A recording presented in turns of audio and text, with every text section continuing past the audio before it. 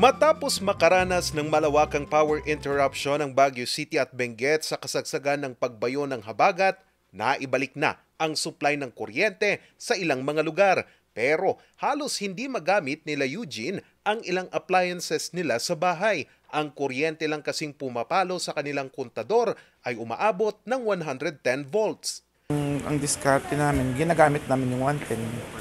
Pero ang problema, hindi kami makapagpainit doon sa heater kasi 220 mga yun, walang 110. Aminado naman dito ang Benguet Electric Cooperative at humingi sila ng paumanhin sa ilang consumers. Anila, hindi pa rin kasi lubos na naisasaayos ang ilang linya ng kuryente. From the distribution transformer, doon po pumupunta sa mga bahay-bahay.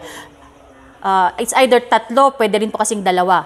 Kung may nawala na isa doon sa lines na nagsusupply po doon po nagkakaroon ng low voltage. Anila, maaring magdulot ito ng pinsala sa ilang mga appliances. Kaya payo nila, tanggalin lamang po sa saksakan.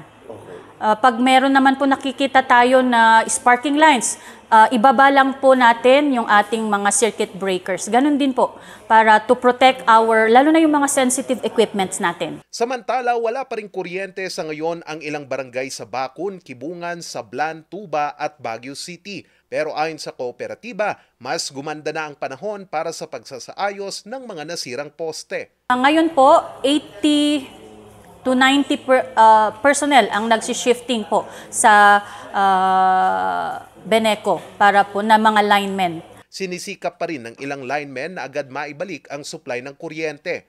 Sa paghupa ng epekto ng habagat at bagyong Karina dito sa Baguio City, malaking hamon ngayon sa Beneco ang pagpapanumbalik ng supply ng kuryente sa ilang mga lugar.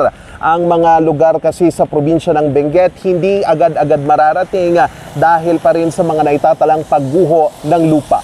Kaninang pasado alas 10 ng umaga, July 26, naitala ang panibagong pagguho ng lupa sa Kaliking, Atok, Benguet. Kasama sa mga nasira dito ang poste ng kuryente ng Beneco. Dahil dito, buong bayan ng Kapangan ang walang kuryente. Pati rin ang buong kahabaan ng Cannon Road, wala pa rin kuryente dahil sa pagguho ng lupa. Sa tala ng Beneco, aabot na sa 3 milyong pisong halaga ang pinsala ng kanilang mga poste at mga equipment na nasira ng habagat at bagyong Karina.